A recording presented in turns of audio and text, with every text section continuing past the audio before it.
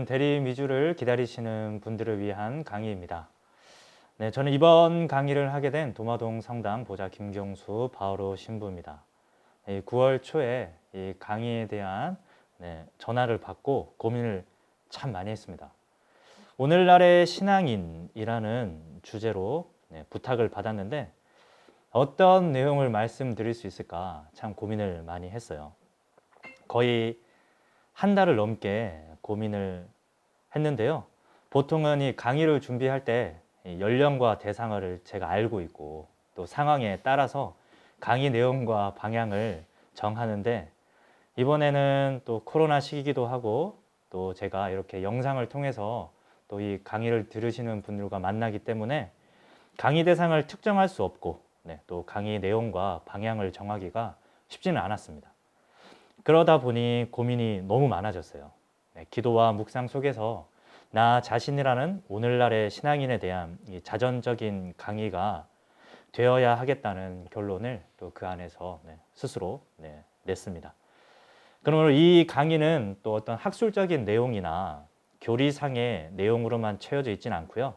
성경 말씀과 묵상을 통해서 오늘날이라는 시간 속에서 살아가고 있는 저라는 사람의 신앙생활 속에서 보편적인 부분을 한번 꺼내고 찾아보면서 또 펼쳐보고 또 보편적으로 적용해 보려는 시도로 봐주시면 좋겠습니다. 아울러 이 강의를 통해서 어떠한 또 궁극적인 답을 도출하고 얻는다기보다는 우리가 나아가야 할 방향을 함께 고민하는 시간이 되었으면 하고 저도 어떤 한 답을 내려드리기보다는 제가 결국 이 고민 속에서 얻은 방향을 마지막으로 또 이 강의를 마칠 예정입니다. 오늘날이라는 시간은 참으로 정의하기가 어렵습니다. 지난 날들보다 사실 훨씬 더 복잡한 시대를 살고 더 많은 이론들이 존재하기 때문에 이를 종합적으로 표현한다는 것은 한 인간의 체험과 시간으로는 참으로 어려운 일이 아닐까 생각합니다. 그래도 여러 가지 시대의 구분 중에서도 또 기술이나 도구의 차이에서 시대를 구분하는 경우가 있죠. 예를 들면 신석기 시대, 청동기 시대 이렇게 기술과 또 도구의 차이에 의해서 시대를 구분하는데 그 이유는 일상의 생활들이 이 도구와 기술로 인해서 많이 바뀌기 때문에 그렇지 않을까 생각합니다. 그러므로 또 이 강의를 들으시는 분들 안에서 이견이 있으실 수도 있겠지만 좀 일상생활에 와닿는 시대적 정의를 해보자면 제 개인적으로는 디지털 시대라는 표현이 참으로 맞지 않을까 생각합니다. 제가 태어났을 때만 해도 이 디지털이라는 말이 그렇게 지배적이지는 않았습니다. 아날로그가 훨씬 더 지배적이었죠. 브라운관 TV를 집에서 봤고요. 라디오를 듣거나 또 집에 또 부모님이 들으시던 LP판이 있었고요. 중학생 때는 또 제가 카세트 테이프를 들었으며 종이책을 봤고 집에는 또 각자 구독하는 신문이 있었습니다. 그리고 저는 중학교 2학년 때까지만 해도 집에 컴퓨터가 없었어요. 그러다 보니까 이 아날로그라는 것이 제 삶에 훨씬 더 가까운 느낌이었습니다. 하지만 시간에 따라서 이 디지털 기술은 보다 제 삶에 더 많은 영역으로 들어왔습니다. TV는 거의 보지 않고요, 이제. 요즘은 이제 OTT 서비스라는 것이 있죠. 또 동영상을 서비스해주는 또 그런 스트리밍 서비스들이 더 많이 있고 저도 그러한 서비스들을 또 종종 애용하고요. 또 음원 스트리밍으로 음악을 듣고 전자책과 종이책의 비율이 한 반반 정도 됩니다. 또 뉴스는 인터넷으로 확인하고요. 컴퓨터라고 부를 수 있는 것은 또 제가 쓰진 않지만 또 여러분들이 보시다시피 아이패드를 쓰고 있고 스마트폰을 항상 가지고 다닙니다. 아마 모든 분들이 또 비슷한 상황이 있지 않을까 싶어요. 우선 또 이야기를 계속하기 전에 제가 어렸을 때 봤던 삼성전자 광고가 있습니다. 그 광고를 한번 같이 보시고 또 이야기를 계속 나누도록 하겠습니다. 6시에 영구대로 가는 홍하우 군장영 열차가 몸 건강해야 한다. 어머니, 저 가요. 엄마. 날도 추운데. 현태야. 충성! 어머니, 사랑한다! 엄마도 사랑한다. 어머니! 마음까지 이어주는 디지털 세상, 또 하나의 가족, 삼성 디지털. 네, 광고를 잘 보셨죠? 네, 찾아보니까 제가 이번 강의를 준비해서 찾아보니까 LG 광고도 이 당시에 이 디지털 세상을 강조하면서 이 기술들에 대한 이 광고를 하고 있더라고요. 이러한 기술은 예전과 다르게 더더욱 빠르게 우리의 일상생활에 다가왔고, 코로나 시대는 이러한 기술들이 삶에 적응하는 시간을 아주 앞당겨 주었습니다. 그래서 또 기사를 한번 검색해 봤더니 이 코로나 시대에 인터넷 사용량이 상당히 많이 늘었다는 기사도 볼 수 있었고요.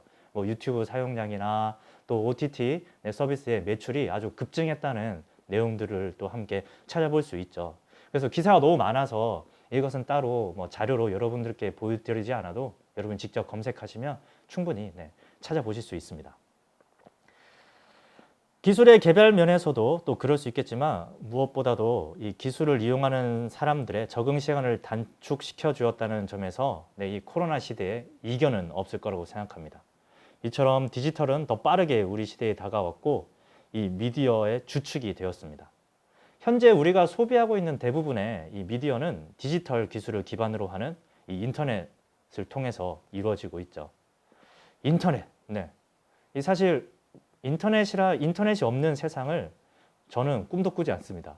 여러분도 꿈도 꿀 수 없으시죠? 길을 찾으며 지도를 확인할 때 당연히 인터넷이 필요하죠. 그리고 음악을 들을 때 인터넷 없이는 안 됩니다. 정보를 찾을 때, 드라마나 영화를 볼 때, 은행 업무를 할 때, 다른 사람에게 뭐 문자, 연락을 할 때, 그리고 무엇보다 또 교회 행정 업무를 처리할 때, 모든 것들이 다 인터넷을 통해서 이루어지고 있습니다. 그래서 인터넷은 그저 미디어에 불과한 것은 아닙니다. 이 지구촌이라는 말을 처음으로 쓴 이제 마샬 맥루어는 이 미디어의 이해라고 하는 그의 저서에서 이렇게 말하고 있습니다. 인간의 행위와 결사의 규모와 형태를 형성하고 제어하는 것이 바로 미디어라고 말이죠. 그러므로 인터넷은 미디어를 넘어선 우리 삶의 한 형태이며 부분이기도 하고, 앞으로 이는 더 크게 그 영역을 확장하리라고 생각합니다. 이렇게 우리가 현실에서 피부로 느끼는 상황들이 분명 우리에게는 득이 되는 일도 많지만 해가 되는 경우도 많습니다. 그래서 심한 경우에는 유혹이 되고 죄가 되는 경우도 있죠. 인간의 본질은 시대의 변화에도 불구하고 변하지 않기 때문이며, 우리 내면의 현실은 여전히 시간을 넘어서 계속 이어지고 있기 때문입니다. 그러므로 우리가 살아가고 있는 이 시대의 현실과 더불어서 신앙의 지혜 속에서 스스로를 항상 바라보아야 하고 길을 찾아가야 합니다. 특별히 우리 신앙의 또 원천인 성경, 그 속에서 2000여 년 전 그리스도께서 걸으셨던 그 길 위에서 우리는 이 시대를 살아가는 삶의 방향들을 위한 단서들을 찾을 수 있습니다. 그래서 오늘은 이 시간을 예수님의 유혹 사화를 중심으로 함께 풀어 나가보고자 합니다. 이 이야기가 오늘날 이 디지털 시대를 살아가는 우리에게 여전히 울림을 주고 있고, 또 우리 내면을 성찰하는데 많은 단서를 제공하고 있기 때문입니다. 그리고 무엇보다 내적 생활, 기도와 또 성찰에 우리에게 어떤 의미를 가져다 주는지 이 이야기보다 더 깊은 또 내용을 전달해 주는 또 성경 말씀이 없다고 생각하기 때문이죠. 먼저 성경 말씀을 읽을 텐데요. 이 병행 구절 중에서 오늘은 마테오복음을 읽도록 하겠습니다. 또 제가 또 마테오복음을 중심으로 이 강의를 준비해 왔으니까요. 먼저 성경 말씀을 듣겠습니다. 마테오복음 4장 1절에서 11절까지의 말씀입니다. 그때 예수님께서는 성령의 인도로 광야에 나가시어 악마에게 유혹을 받으셨다. 그분께서는 40일을 밤낮으로 단식하신 뒤라 시장하셨다. 그런데 유혹자가 그분께 다가와 당신이 하느님의 아들이라면 이 돌들에게 빵이 되보라고 해보시오 하고 말하였다. 예수님께서 대답하셨다. 성경에 기록되어 있다.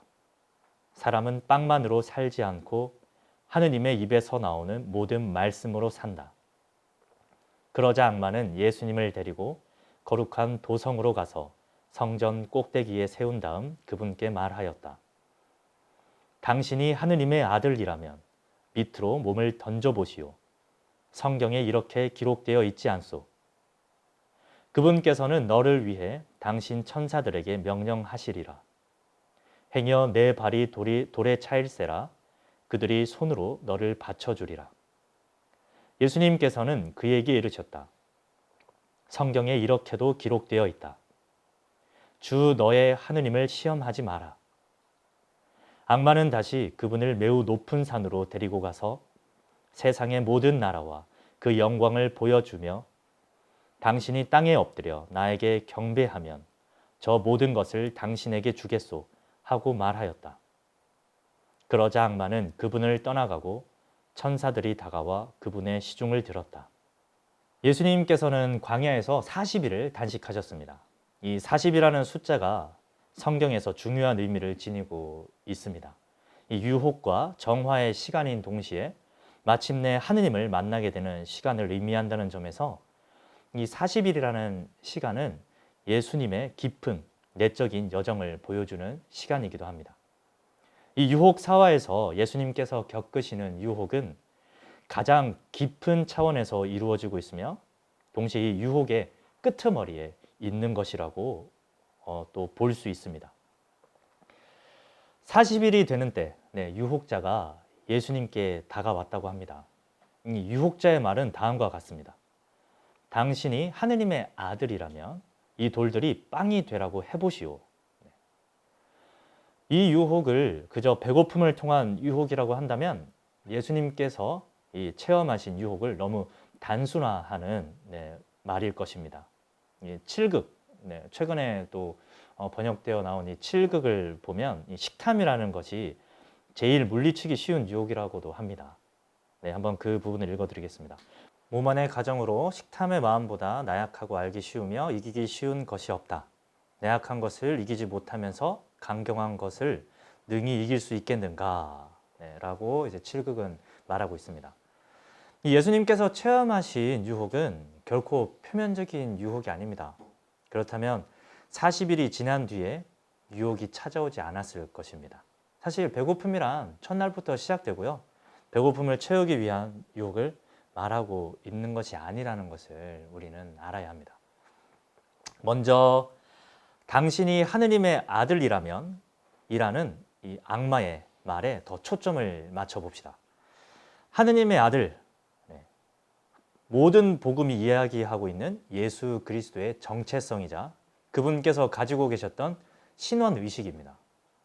루카복음은 시작부터 그분의 출생을 이야기하면서 그분께서는 메시아시며 동시에 하느님의 외아드님이라고 말하고 있죠. 마테오복음은 루카복음처럼 또 자세히 전하고 있지는 않지만 그와 비슷한 상황들을 계속해서 암시하고 있습니다. 요한복음은 어떠합니까? 그 시작부터 예수님의 신성을 찬미하면서 시작하고 있죠. 그러므로 이 유혹자는 예수님께서 가지고 있는 이 정체성의 깊은 시면에서 유혹의 손을 뻗치고 있는 것입니다. 나아가 돌을 빵으로 바꾸는 것은 예수님 스스로의 신원의식이 어떻게 발현되어야 하는지, 어떤 방향으로 나아가야 하는지에 대한 유혹이기도 합니다. 하느님의 아드님이 가지고 있는 능력과 권능을 무엇을 위해 쓸 것인지 그것을 놓고 예수님과 이 유혹자는 대치하고 있는 것이죠. 한편 배고픔이라는 이 신체적 반응의 특징도 살펴볼 필요는 있습니다. 사람마다 먹는 양이 다르긴 하지만 이 배고픔이라는 것은 수시로 찾아오고 수시로 해소됩니다. 일시적인 반응이며 적당히 잘 먹기만 하면 또한 사라지는 것이죠. 건강도 잘 유지할 수 있고요. 하지만 하느님의 아드님이라는 이 정체성은 일시적인 것을 채우는 것으로 확인되는 것은 아닙니다. 물론 예수님께서 예수님의 인간성이 이 배를 채우는 행위를 무시하는 것은 아니지만 배고픔을 채우는 행위같이 일시적인 것에 그분의 정체성을 종속시키게 되면 하느님 아드님으로서의 정체성뿐만 아니라 그분 삶이 가지고 있는 풍요로움은 순식간에 사라질 것입니다. 그러면 그분의 인성은 그분의 신성을 드러내는 모습이 아니라 오히려 신성이 인성의 종속되는 모습을 보여주게 되죠. 예수님께서는 이와 같은 유혹자의 속임수에 다음과 같이 대답하십니다. 성경에 기록되어 있다. 사람은 빵만으로 살지 않고 하느님의 입에서 나오는 모든 말씀으로 산다. 예수님께서는 일시적이면서 찰나의 것이 아니라 영원하면서도 변치 않는 진리를 담고 있는 하느님의 말씀을 향해 그 정체성의 방향을 확고히 하십니다. 그리고 다음 유혹이 이어집니다. 유혹자는 예수님을 성전 꼭대기로 데리고 갑니다. 당신이 하느님의 아들이라면 밑으로 몸을 던져보시오. 성경에 이렇게 기록되어 있지 않소. 그분께서는 너를 위해 당신 천사들에게 명령하시리라. 행여 내 발이 돌에 차일세라. 그들이 손으로 너를 받쳐주리라. 들으셨다시피 예수님의 정체성에 대한 유혹은 계속되고 있습니다. 하지만 첫 번째 유혹에서 좀 더 확장된 모습을 보이고 있죠. 바로 예수님 정체성의 근원이자 하느님 아버지와 아드님의 유일무이한 관계가 유혹의 통로가 되고 있기 때문입니다. 이를 증명이라도 하듯, 그리고 마치 이전에 예수님께서 하신 답변에 즉각적이라도 반응이라도 하듯 하느님의 말씀인 성경이 인용되면서 예수님을 유혹하고 있죠. 관계 속에서 우리는 정체성을 형성하기 시작하고 정체성을 확인합니다. 관계가 없다면 사실 정체성에 대한 고민도 필요 없습니다. 혼자 잘 살고 그냥 혼자 어디 가서 그냥 그럭저럭 지내면 되는 것이죠. 관계는 이 정체성의 기반이며 동시에 정체성이 확인되는 장소로서 악마는 그 정체성을 아버지와의 관계 속에서 확인하라고 유혹하고 있습니다. 성전에서 뛰어내리면 하느님의 아드님이라는 이 정체성을 확인할 수 있다고 말하는 것이죠.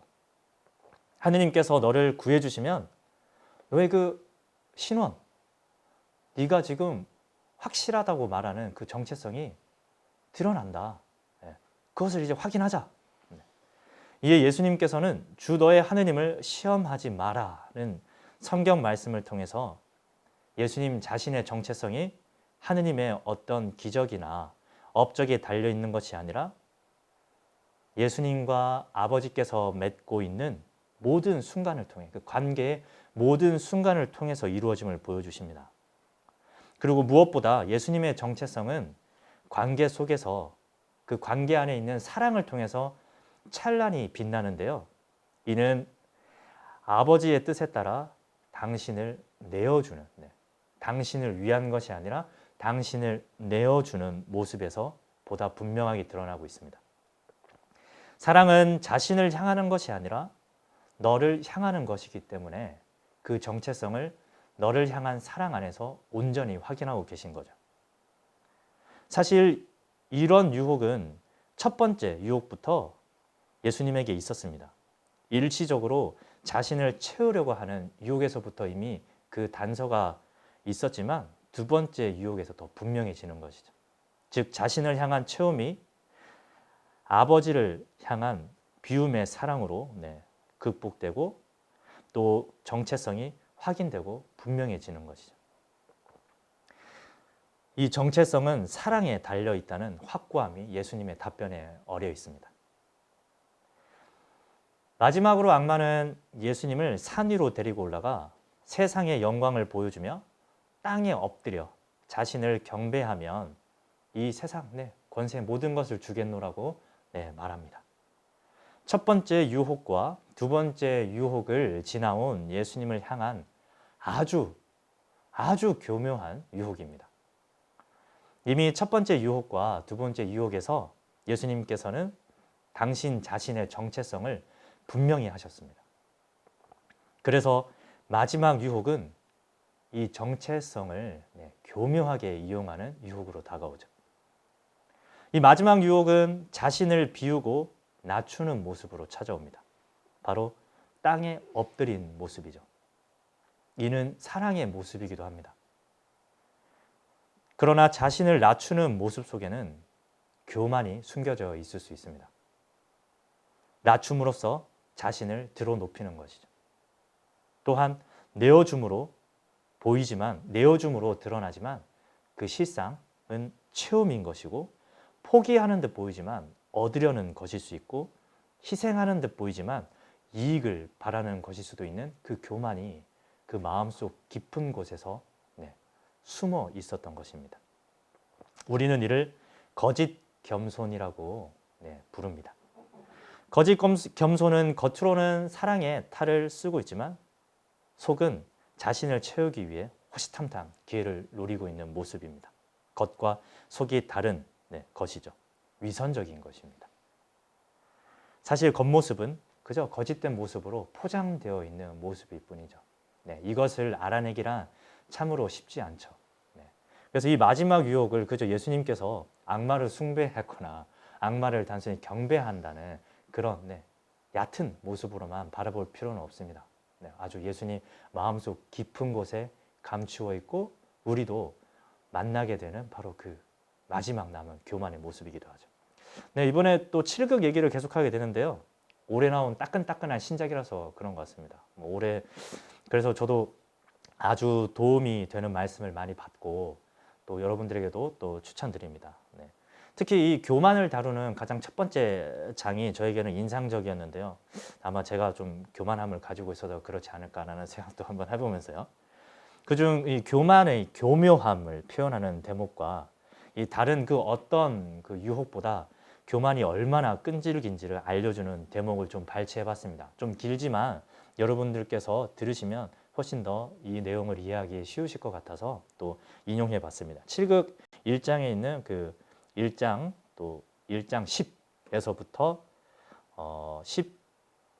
14까지의 이제 내용인데요. 중간중간에 이제 중략돼 있는 부분이 있으니까요. 혹시 필요하신 분들은 또 책을 구입하셔서 보시면 좋겠습니다. 교만이 마음으로 들어오면 문득 마음과 눈이 흐려져서 교만이 있는 줄 알지 못하게 만들어 망령되이 겸손을 지닌 것으로 알게 한다. 이 때문에 교만이 점점 더 깊어지는데도 스스로는 점점 더 겸손한 것으로 여겨서 교만의 병은 날로 고질이 되어 치료할 방법이 없게 된다. 다른 욕망이 나를 공격하는 것은 한 방면에 그친다. 교만이 나를 공격할 때면 예쁜 옷을 입고 오거나 아름다운 모습을 데리고 온다. 어짐과 함께 오거나 의로움을 끼고서 오며 지혜와 함께 찾아오기도 한다. 심한 경우 겸손을 끼고 오기도 한다. 사방팔면에서 오지 않는 곳이 없다. 마귀의 꾀는 속임수다. 그 악으로 나를 이기지 못하면 내가 저보다 나은 선의 모습으로 한꺼번에 들어와 나를 이기려 든다. 다른 욕망이 나를 치는 것은 오로지 악한 모습을 가지고 함으로 알기 쉽고 이기기도 쉽다. 하지만 교만이 나를 공격할 때는 애초에 악한 모습으로 공격해서 먹히지 않으면 모습을 덕스럽게 바꿔 나를 공격한다. 만약 교만한 모습으로 이기지 못할 경우 모습을 겸손하고 후덕하게 한다. 부유한 모습으로 이기지 못하면 재물을 가볍게 여기는 듯이 행동한다. 존귀한 모습으로 이기지 못할 때는 벼슬을 사양하는 모양을 취한다. 재주와 언변을 갖춘 모습으로 이기지 못하면 고요히 침묵하는 모양을 띈다. 내가 드러내놓고 선을 행하면 마귀도 드러나게 선을 행함으로써 나를 공격한다. 내가 남몰래 선을 행하면 행실을 드러내는 교만을 피해 저도 남몰래 행하면서 교만을 피하는 선의 태도로 나를 공격한다. 내가 이미 다른 교만을 모두 피했을 경우 오히려 교만을 피했다는 그 교만을 가지고 나를 공격한다. 다른 욕망은 아무리 커도 죽을 때가 되면 그친다. 교만만큼은 염을 해도 관에 그대로 드러나고 장례를 치러도 그 묘에 나타나 영원히 없어지지 않는다. 오직 교만은 한 번 마음에 들어오면 때와 장소를 가리지 않고 딱 붙어 다닌다. 움직일 때나 고요할 때나 말할 때나 침묵할 때나 무리와 있거나 혼자 있거나 벗어날 수 없고 덮어 가릴 수 없다. 이처럼 교만이 가지고 있는 이 교묘한 유혹들을 우리에게 알려주고 있죠. 그래서 예수님의 이 마지막 유혹 속에도 우리는 이 악마의 교묘함, 악이 가지고 있는 이 알아내기 힘든 이 섬세한 부분들을 함께 바라봐야 합니다. 그 때문에 예수님의 유혹은 광야에서의 40일만으로 끝나지 않습니다. 물론 예수님께서는 유혹에 넘어가지 않으셨지만 유혹은 계속되고 있죠. 그 모든 유혹들이 예수님의 정체성과 신원을 건드립니다. 계속해서 그렇게 돼요.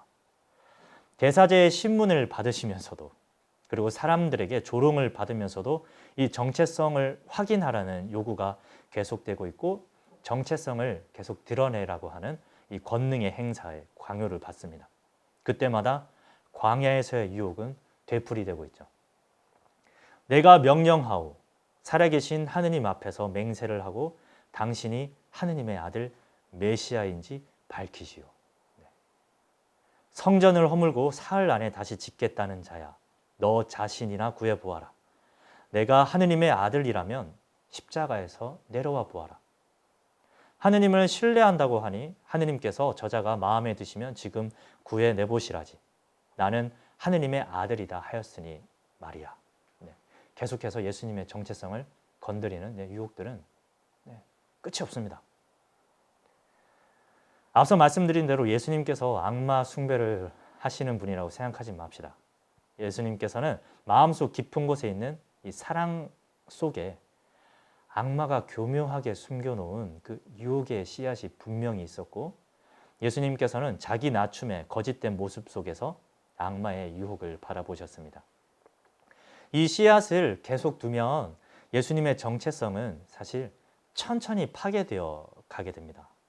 아마 그것을 놔두셨다면 공생활 동안 예수님의 신원을 계속해서 변질시켰을 것입니다. 깊은 심연의 유혹은 이처럼 끝이 없고 과거에도 그렇고 지금도 그렇고 우리 안에서 계속해서 되풀이되고 있습니다. 오늘날의 시대와 삶의 양식은 참 빠르게 변하고 있습니다. 이동성과 휴대성의 극대화는 계속되고 있고요. 우리는 이 디지털 기술을 이제 삶에 아주 가까운 곳에서 이용하고 있으며 또 인터넷에는 항상 접속되어 있습니다. 어렸을 때 제가 인터넷을 접속할 때는 모뎀이라는 것을 썼었어요. 기억하시는 분들이 있을 겁니다. 컴퓨터를 켜고 나면 이제 인터넷 접속을 누르면 이제 전화번호가 이제 띠띠띠띠띠 눌러지고 난 다음에 인터넷이 접속되는 그런 시스템이었고 또 컴퓨터를 끌 때면 이제 이 접속을 이제 끊어야 되는 그런 시스템이었습니다. 하지만 이제는 그렇게 할 필요가 없죠. 항상 이런 모바일 기기에 전원이 켜져 있으면 우리는 항상 접속 중에 그냥 있는 것이죠. 이제는 뭐 비행기를 탈 때가 아니면 뭐 인터넷 접속을 끊을 필요가 없는 시대입니다. 우리는 항상 접속해 있고 이것이 오늘날의 당연한 삶의 양식이면서 새삼스럽게 강조할 필요도 없는 내용입니다. 그럼에도 지금의 모습이 예수 그리스도를 통해 새로워진 우리의 정체성을 살아가는데 득만 되느냐라고 이야기할 수는 없습니다. 우리는 그 기술들을 최선을 다해서 이용하면서도 또 득이 되지 않는 부분들은 또 함께 성찰하고 어떻게 하면 더 좋은 방향으로 또 만들어 나갈지를 고민해야 하는 것이죠. 우리의 정체성을 교리적인 언어로 한번 풀어보면 여러 가지 말들이 있습니다. 하느님의 백성, 그리스도의 몸, 성령의 궁전, 성전. 예수님께서 하신 말씀을 통해서 우리의 그 정체성을 표현해보자면 그리스도의 제자, 곧 예수님을 따라서 사는 사람들이라는 말로 표현해 볼 수도 있겠죠. 이 밖에도 수많은 말로 그 정체성을 정의해 볼 수 있겠습니다. 이러한 우리의 정체성이 우리 삶에서 보다 뚜렷해질 때 사실 신앙도 굳건해지지만 이 정체성이 반대로 약해지면 신앙도 덩달아 약해진다는 사실을 우리는 기억해야 합니다.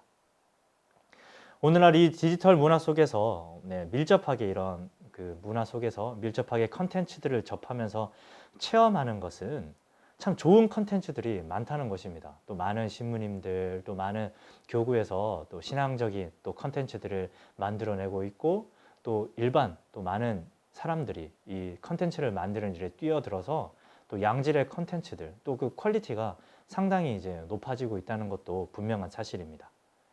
그러나 그 반대의 극부들도 항상 있죠. 가시적이고 즉각적이면서도 좀 일시적인 소비를 위한 그런 컨텐츠들도 분명히 많이 늘어가고 있다는 사실을 우리는 알게 됩니다. 눈길을 보다 더 빨리 끌 수 있는 것, 그리고 즉각적으로 소비할 수 있는 것, 일시적으로만 시간을 쓰는 것.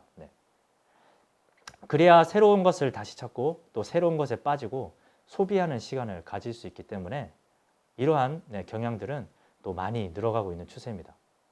예전에도 이러한 것들이 없진 않았어요. 뭐 방송을 통해서도 이러한 부분들이 없진 않았고 또 일상 안에서도 또 다른 곳에서 분명 찾을 수 있었지만 그럼에도 이 디지털 기술을 통해서 보다 더 그러한 내용들이 가까이 다가왔다는 것은 부정할 수 없는 사실입니다. 또 우리 또한 그렇다 보니 더 빨리 접근할 수 있다는 사실이 예전과는 달라진 모습이죠. 접근성과 속도의 비약적인 발전이 득이 되기도 하지만 또 아닐 때도 있다는 것입니다. 뭐 유튜브를 하거나 이런 걸 해보면 그 옆에 수많은 링크들이 붙어 있죠. 컨텐츠 옆에 붙어 있는 수많은 또 다른 링크들을 타고 또 돌아다니다 보면 어느샌가 시간이 순식간에 지나가 있죠. 그렇다 보면 목적지를 향해 간다기보다는 그저 좀 뭔가 망망대해를 떠다니는 표류한다는 그 느낌들이 우리 안에 훨씬 더 많이 자라납니다. 그래서 내가 뭐 했지? 이런 느낌들이 우리 안에 더 많이 생겨나는 것이죠. 그리스도인의 이 정체성의 기반은 사실 이와 같은 일시적이고 즉각적인 것과는 거리가 있습니다. 지속적이며 항구한 덕들, 성덕이라고 부를 수 있는 성덕으로 완성되는 그 덕들, 이 덕들이 신앙인의 그 정체성이 기반이 되고 우리가 나아가야 할 방향을 제시해 주죠. 예수님께서 보여주신 사랑은 바로 이와 같은 덕들을 기초로 해서 자라나고 풍요로워집니다. 우리가 스트레스를 풀고 때로는 웃음을 주고 또 잠깐 쉬어갈 수 있게 해주는 이런 여러 컨텐츠들이 그 자체로 악이라고 할 수 있는 것도 아니고요. 또 그것을 보는 것이 죄라고 할 수는 없습니다. 그럼에도 이러한 내용들이 자아 실현을 방해하고 우리를 제자리 걸음하게 만들며 앞으로 나아가지 못하게 한다면 우리는 방향성을 잃고 헤매고 있는 것이죠. 그리스도인이 가지고 있는 정체성들은 덕들이 자라나고 성장하는데 그리고 일시적이고 즉각적인 것들이 그 방해 요소가 될 수 있으며 길을 잃게 할 수 있다는 사실을 항상 염두에 두고 있어야 합니다.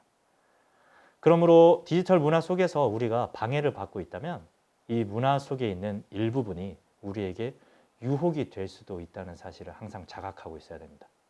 스트레스를 풀고 재미를 느끼고 웃고 쉬어가는 것이 나쁜 것은 아니지만 유혹은 꼭 나쁜 것을 통해서만 들어오는 것이 아님을 기억해야 합니다. 좋은 것들로 우리를 충분히 나태하게 만들 수 있고요.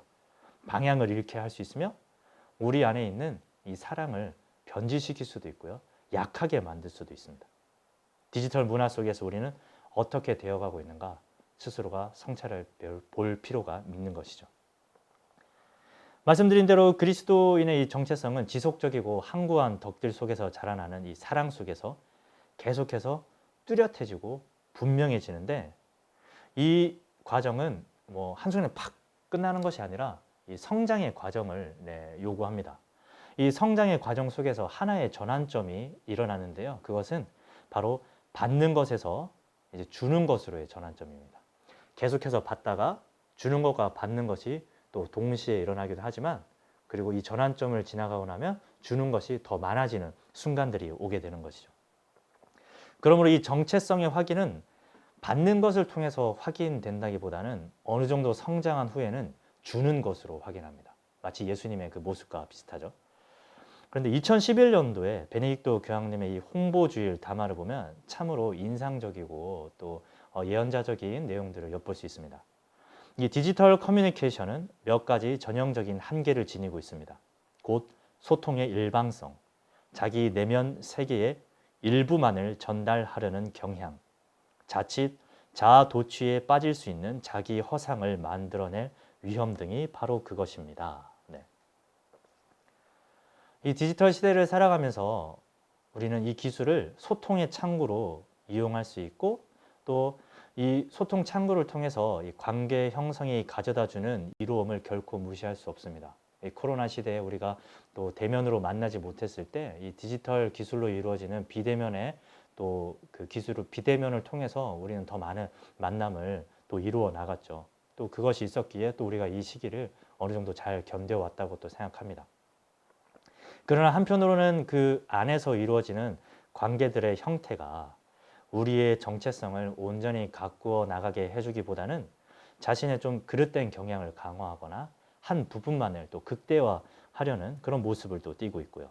자신의 존재를 한 부분으로 축소시키거나 일부만을 보여주려는 시도로 이루어진다는 사실을 또한 우리는 잘 알고 있습니다.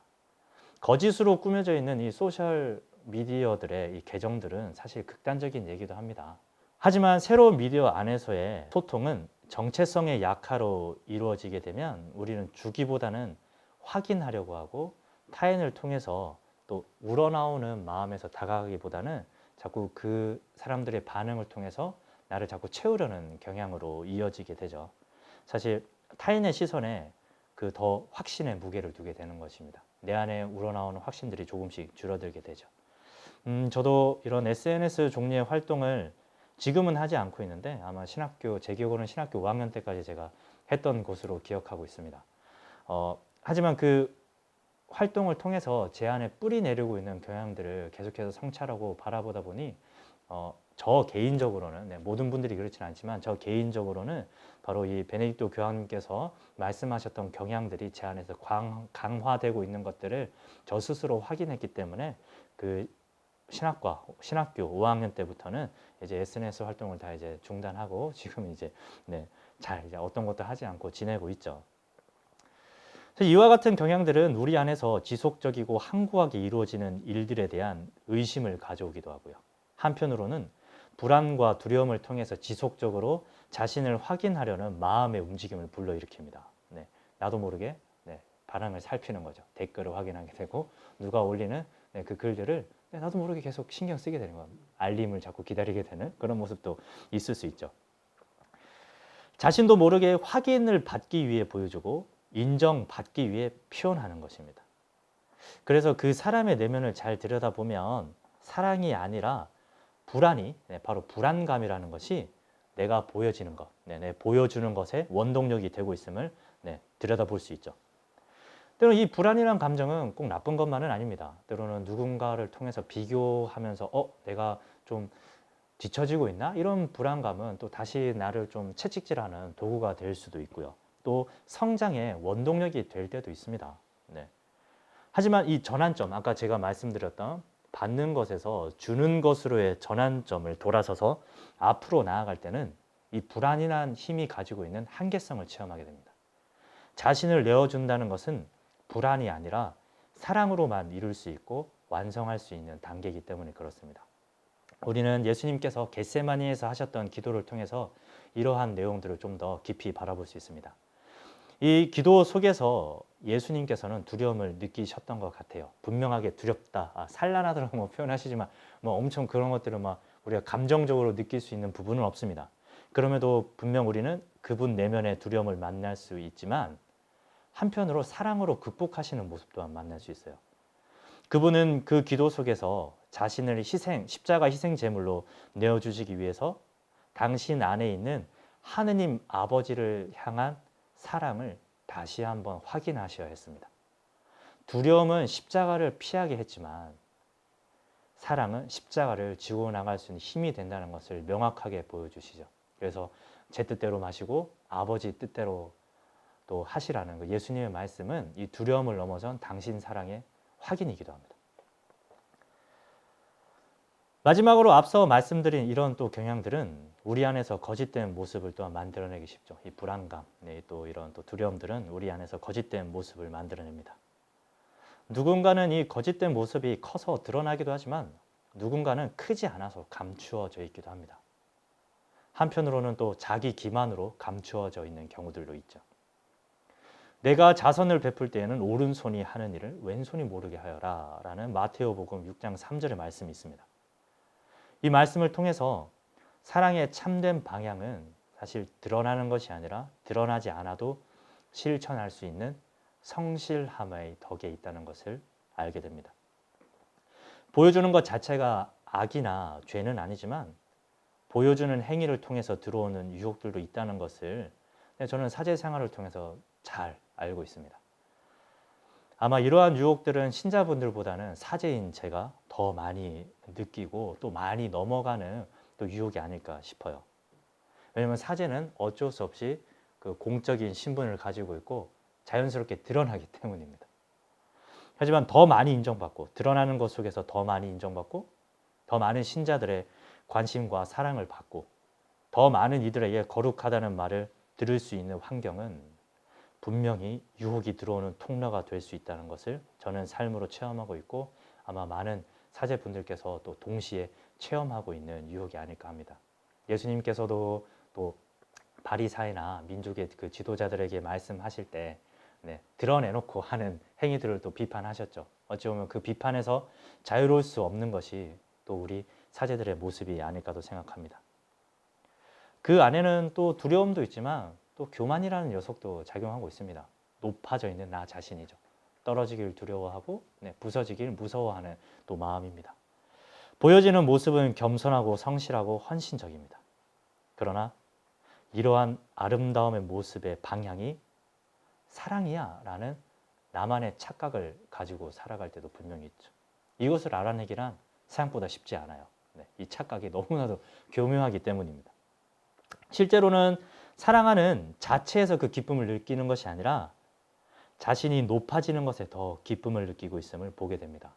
그래서 사랑하는 행위 그 자체에서 얻는 기쁨보다는 사랑하는 행위가 끝난 후에 오는 반응들에 더 큰 기쁨을 느끼고 더 짜릿함을 느낄 때 그때는 내가 그 유혹에 참 지금 넘어가고 있구나 라는 것을 또 알아채야 돼요. 그리스도인의 확고한 정체성에 머물고 있는 것처럼 보이는 바로 이러한 유혹에서 우리는 사실 벗어나야 하는 것이죠. 만약 그렇지 못하다면 우리는 반석이 아니라 모래 위에 집을 짓고 있는 것입니다. 언제 무너져도 이상할 것이 없습니다. 그러나 이는 결코 드러나는 것으로 판단할 수 없습니다. 아까 말씀드렸듯이 교묘하기 때문이에요. 하느님과의 내밀한 기도 생활과 성찰을 통해서 스스로 발견할 수 있고 자신과의 깊은 만남을 통해서만 알아차릴 수 있습니다. 근데 하지만 이마저도 또 쉽지 않다고는 생각해요. 지금의 이 새로운 미디어 시대가 가져다주는 이 특성 때문입니다. 오늘 이 주제를 제가 열면서 이제 지난 시간 광야에서 유혹을 받으시는 예수님에 대한 이야기로 시작했습니다. 또 이와 같은 예수님의 삶이 우리 안에서 쉽게 얻을 수 있는 순간인가? 성찰의 시간과 길게 또 자신을 바라볼 수 있는 시간이 우리 삶에서 쉽게 얻을 수 있는 또 시간인가라고 하면 아닐 수 있다는 또 의문이 같이 드는 거죠. 한병철님의 이제 시간의 향기라는 책에서 이러한 말을 한번 발견했는데요. 읽어드리겠습니다. 새로운 미디어, 디지털 이 미디어입니다. 새로운 미디어는 공간 자체를 철폐한다. 하이퍼링크는 길을 없애버린다. 전자우편은 산과 대양을 정복할 필요가 없다. 그것은 중략입니다. 바로 눈으로 달려든다. 뉴미디어 시대는 뇌파의 시대이다. 공간과 시간은 뇌파되어 여기와 지금이 된다. 모든 것은 탈거리화된다. 탈거리화해서는 안 되는 신성한 공간. 비워져 있다는 것을 본질로 하는 그런 공간은 더 이상 없다. 향기로운 공간은 쉽게 모습을 드러내지 않는다. 아우라적인 거리는 그러한 공간의 본질에 속한다. 사색적인 그리고 머무르는 시선은 탈거리화하지 않는다. 이 속도가 극대화된 공간의 이 제거와 이 탈거리화는 머무름을 사실 쉽게 허락하지 않습니다.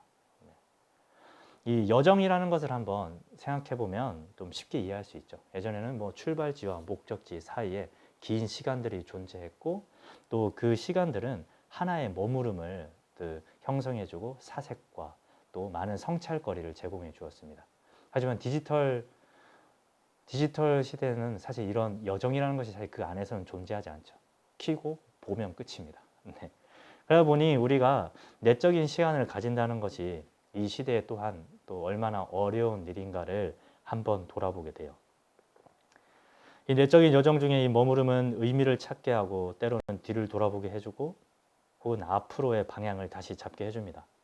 이 시간을 쉽게 허락하지 않는 미디어의 환경은 때때로 우리의 삶의 의미를 약화시키고 또 나 자신을 돌아보지 못하게 하며 방향을 상실하게 합니다. 만약 우리가 지금 그와 같은 상황이 있다면 우리는 사실 뭐 유혹에 빠져서 죄를 지은 것은 아니지만 또 그 유혹에 빠져서 유혹이라는 것에 의해서 정체성이 약화되고 있는 길을 걷고 있는지도 모릅니다. 우리는 또 이러한 것들을 잘 유념해서 바라봐야 하겠습니다. 네, 그럼에도 불구하고 우리는 이러한 미디어 환경의 어려움 속에서도 분명 이 머무름과 성찰과 하느님을 만나는 시간을 스스로가 만들어내도록 노력해야 합니다. 이 뉴 미디어 시대에 우리는 이 신앙의 전통 속에서 다시 한번 이 광야라는 장소의 상징성을 되새기고 계속해서 또 끄집어내야 하는 것이죠. 예수님께서 유혹을 받으셨지만 동시에 유혹을 넘어서셨던 장소인 이 광야는 이 시대를 살아간 우리에게도 여전히 필수적인 요소로 남아 있습니다. 물론 예수님처럼 실제 광야라는 그 장소로 우리가 갈 수는 없지만 광야와 같은 장소와 시간이 우리 삶에도 여전히 필요한 것이죠. 이 광야의 상징성, 이 상징성은 세상과 거리를 두고자 이 사막으로 떠났던 4세기 이후에 은수자들을 통해서 사실 더 뚜렷이 드러납니다. 그 당시 이제 교회가 국교화되고 세상과 또 교회가 뒤섞이고 정체성의 혼란을 느꼈을 때 그들은 사막을 향해 발길을 돌리죠. 왜냐하면 정체성을 확인하기 위해서입니다. 이 사막이라는 장소, 이 사막이라는 장소는 사실 인간의 접근을 쉽게 허락하는 장소는 아닙니다. 인간이 접근하기 어렵기 때문에 인간에 의해서 이루어지는 건설되는 문명도 쉽게 자리를 할 수 없죠. 이와 같은 모습들이 은수자들에게는 아주 매력으로 다가왔던 것 같습니다. 그 때문에 이 은수자들은 사막으로 떠났고 사막은 문명이 없기 때문에 아주 고요한 장소였죠. 이 고요의 침묵 속에서 오는 이 고독, 고독은 사실 인간이 설 수 있는 안정감들을 발판이라고 부를 수 있는 안정감들을 제거하죠. 오직 자신만이 남게 되고 자기 자신을 대면해야 하는 장소였죠. 그 과정에서 직면하게 되는 것이 바로 자기 자신이라는 허상입니다. 세상과 단절된 이 사막은 이 침묵의 땅이면서 고요해서 때로는 편해 보이기도 하지만 또 마음의 여유가 있을 것 같지만 유혹의 땅이기도 했어요. 예수님께서 유혹을 받으셨던 것과 똑같습니다. 자신이라는 허상이 세상 안에 있을 때보다 더욱더 분명히 드러난 만큼 이 허상과 싸워야 했기 때문입니다. 당시 사막은 그래서 악마가 사는 땅으로 이해되기도 했습니다. 생명이 깃들지 못하기 때문에 이 죽음의 땅으로 여겨졌고 죽음이 더 많이 지배하고 있기 때문에 사막은 악마가 활동하기 좋아하는 곳이기도 했죠. 그곳에서 이 사막의 은수자들은 이 잠잠해진 영혼에서 떠오르는 내면 깊이 감추어진 악의 추악한 얼굴, 사실 그 허상입니다. 허상의 얼굴들을 바라보게 됩니다. 그래서 이 악의 추악한 얼굴, 이 악마들은 그들의 마음을 원하지 않는 방향으로 이끌어가기 위해 온갖 갖은 수단을 다 썼죠. 그래서 뭐 우리처럼 뭔가를 보진 않지만 상상과 생각의 나래를 펼치게 하고 그 안에서 달콤한 것들을 찾게 자꾸 유혹을 했습니다. 아주 일시적이고 그 지속적인 그 수도 생활을 단절시키는 것들을 더 많이 주입한 거죠. 그러나 마음의 가장 깊은 곳은 하느님만이 아시기 때문에 사실 이 악마들은 마음을 직접 건드리지는 못했다고 해요. 그래서 항상 허상, 즉 잡념을 통해서 유혹했다고 합니다. 인간의 욕망과 정념이 가득한 이 영혼의 아랫부분을 건드리는 것입니다. 그래서 이 은수자들은 유혹에 맞서서 내적인 외적인 투쟁을 해야 했죠. 그들은 허상에서 비롯되는 이 전능함에 대한 유혹, 다른 이들과 비교하면서 자신을 확인하려는 유혹, 하느님을 의심하고 불신하는 유혹에 걸려 넘어지기도 했고요. 때로는 찾아오는 사람들을 만남으로 인해서 또 내가 그 사람들에게 많은 것들을 주고 있다는 그 유혹, 확신들이 유혹이 되기도 했습니다. 그래서 이 때로는 사막 교부들의 일화를 보면 유혹에 넘어간 이들에 대한 이야기도 종종 볼 수 있어요. 이런 유혹에도 이 운수자들은 내면 깊이 솟아오르는 악을 피하려 하지 않았습니다. 그들은 악을 대면하려고 노력했습니다. 그래서 이들은 악마를 만나지 못하는 것보다 악마를 만나는 것이 좋다고 주장하기도 했죠. 악이라는 것은 본디 그 모습을 감추고 있을 때가 더 위험하다는 것을 알고 있었기 때문입니다. 그들은 자신 내면의 악을 대면하는 것이 참된 자, 바로 그 정체성을 찾아가는 여정에 반드시 필요하다는 것을 알고 있었기 때문에 기꺼이 그 수행하고자 사막에 온 것이죠. 이 침묵의 땅인 사막은 결국 그들에게 유혹의 땅이면서 사실 참된 정체성을 회복하는 장소였던 것이죠. 우리 삶에도 바로 이러한 시간과 장소가 반드시 필요합니다. 네. 유행을 따라간다고 우리가 정체성을 확인하는 것이 아니라 바로 이 시간을 통해서 가장 내밀한 정체성을 발견하게 되고 하느님께서 나에게 주신 그 정체성과 그 안에서 소명들을 우리는 확인하는 것이죠. 저는 이를 한마디로 기도의 시간과 장소라고 또 표현하겠습니다. 네. 우리 삶에 기도의 시간과 장소가 있는가? 오늘날 이러한 장소를 찾는 것은 쉽지 않습니다. 네. 그러나 분명히 여전히 이러한 시간과 장소가 있다는 것을 우리는 알고 있습니다. 가장 먼저 떠오르는 것이 바로 성당이라는 곳이죠. 네. 저는 성당에서 살지만 사제라서 성당의 상주의 의무를 가지고 있죠. 성당에서 살지만 이 성당만이 가져다주는 이 분리된 느낌, 참으로 고요하고 안식을 주는 느낌을 좋아합니다. 네. 그 느낌은 사실 다른 곳에서는 쉽게 느낄 수 없는 느낌이기 때문이죠.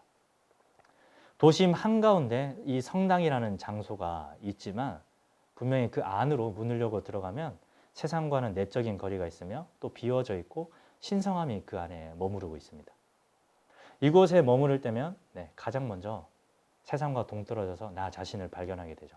이 자리에 지금 앉아있는 나, 오늘 하루를 나는 어떻게 살았는지, 막 휩쓸려 살아왔지만 또 어떻게 또 지나왔는지 모르는 나, 그리고 오늘 하루를 돌아보며 어디로 다시 발걸음을 옮겨야 하는지를 바라봅니다. 물론 이 과정이 우리는 혼자 이루어진다고 말할 수 없어요. 주님께서는 나의 하루를 어떻게 바라보셨는지, 또 내가 어디를 향해 가기를 바라시는지 그분과 함께 묵상합니다. 그리고 그 안에서 주님께서 나에게 주신 은총들, 은총이라서 뭐 능력들이나 재능만을 의미하는 것이 아니죠. 우리가 성령 칠은이라고 말할 때 단순히 그런 재능과 능력을 의미하는 게 아니듯이 또 우리 삶 안에 필요한 사랑, 뭐 온유함, 친절함, 뭐 이런 모든 것들을 다 포함합니다. 바로 그것이 내 안에 어떻게 자리하고 있는지를 발견하는 것이죠. 또한 그 안에서 우리는 뭐 묵상을 또 해볼 수 있습니다. 바로 예수 그리스도의 삶이 우리 삶의 이정표가 되는 것이죠. 이 과정 속에서 그리스도의 정체성이 나에게도 계속해서 전해지고 있다는 것을 알게 되고 내 안에서 계속해서 실현되고 있음을 느낍니다. 지금 바로 그 기도와 기도의 시간과 장소가 없다면 사실 지금의 나 자신도 없구나라는 사실을 강렬하게 체험할 수 있는 것이죠. 그리고 이를 또 우리가 잘 알고 있을 때 성당만이 반드시 세상과 거리를 둘 수 있는 장소라고만은 말할 수 없습니다. 사실 우리가 기도하고 머무를 수만 있다면 성당이 아닌 모든 것이 또 이 기도의 장소와 시간이 될 수 있는 것이죠. 그것이 뭐 차 안이 될 수도 있고요. 혹은 걸어가는 길 위가 될 수도 있습니다. 저는 코로나 시대 때는 또 이제 신자분들도 사실 자주 만나지 못하고 또 접촉도 많이 피해야 하기 때문에 성당 옥상에서 걸으면서 기도하는 걸 참 좋아합니다. 왜냐하면 제가 우선 수련이 좀 부족해서 앉아서 기도하는 것은 좀 좀이 사실 좀 쑤셔요. 그리고 삶의 에너지를 좀 발산해야 되기 때문에 좀 걸으면서 좀 육체적인 에너지를 쓰고요. 그리고 저희 성당 옥상에 내려가다 보면 옥상에 올라가다 보면 여기 태평동부터 해가지고 저쪽 쭉 대전 시내가 한눈에 잘 들어옵니다. 그래서 세상을 바라보지만 내가 세상과 좀 동떨어져 있구나, 지금 동떨어져서 기도하고 있구나라는 느낌도 또 가질 수 있고요. 또 세상과 거리를 둘 때 또 놀라운 것은 제가 뭐 그러려고 한 것은 아닌데 오히려 세상을 위해서 더 기도하게 된다는 것을 저 스스로 느끼게 됩니다. 예를 들면 우리가 뭐 세상 안에서 바쁘게 살아가고 또 일하고 또 시간에 막 치여서 뭔가를 할 때 기도할 마음이 생기지 않지만 또 때론 이 여유로움들을 느낄 때 또 기도할 수 있는 시간과 장소를 가질 때 네, 기도하는 마음이 저절로 생겨나는 것처럼 네, 오히려 제가 더 분주하고 사목으로 분주하고 바쁠 때는 기도하기 어려웠다고 생각하는데 오히려 세상과 거리를 두니까 세상을 위해서 더 기도하게 된다는 것을 새삼 깨닫게 되는 것이죠. 그리고 그 기도 안에서 내가 또 세상을 위해서 무엇을 할 수 있을까 또 한편으로 또 고민하게 되죠. 또한 눈에 보이지 않았던 많은 사람들로 보입니다. 사제관 안에 있었을 때 보이지 않았던 우리 주변의 이웃들, 그래서 옆집에 사는 아저씨들, 아주머니들, 또 출근 시간에 또 저희가 아침에 일어나서 이제 제가 출근할 필요는 없으니까요. 그 시간에 일어나서 또 기도를 하고 있으면 또 출근하는 학생들, 출근이래요. 학교 가는 학생들, 출근하는 사람들, 일을 시작하는 사람들이 있습니다. 그러면 그 한 명 한 명을 위해서 또 그 하루 안에 축복이 있기를 바라는 것이죠. 네, 지금까지 이렇게 제가 준비한 내용들을 다 마쳤습니다. 이 안에서 우리가 나가야 될 방향들, 또 우리가 또 어떻게 하면 또 신앙생활을 더 잘할 수 있을까라는 고민들이 지금까지 저의 이 강의 내용에 담겨 있었는데요. 제가 이 내용들을 다 놓고 봐서 정말 여기서 자유롭다, 잘 살고 있다라는 이런 말씀을 드리고 싶진 않습니다. 다만 이러한 방향을 가지고 걸어가고 있다라고 말씀드리고 싶습니다. 저 또한 이 시대를 살고 있고 또 사제는 출가한 사람이 아니라 또 속세를 떠난 사람이 아니라 또 예수님께서 세상에 강생하신 것처럼 또 세상 안에서 신자분들과 함께 어울려 살아가고 또 세상 안에서 또 복음을 전하는 사람이기 때문에 또 이 안에선 자유롭지 않다는 것을 저 스스로가 너무 잘 알고 있기 때문에 또 오히려 이 주제로 또 여러분들에게 말씀드리고 싶었는지도 모르겠습니다. 그래서 여러분들께서도 제가 말씀드렸던 내용들이 또 성찰의 하나의 주제가 되기를 또 희망하고요. 여러분들에게도 또 저에게도 앞으로도 계속해서 이런 성찰의 주제들이 계속해서 더 깊어지고 또 성숙해서 또 예수님께서 저에게 주신 정체성을 잘 지켜나갈 수 있도록 노력하도록 하겠습니다. 네, 지금까지 잘 들어주신 분들께 모두 감사드리겠고요. 저도 제 사목지에서 또 앞으로 또 열심히 사목하도록 하겠습니다. 감사합니다.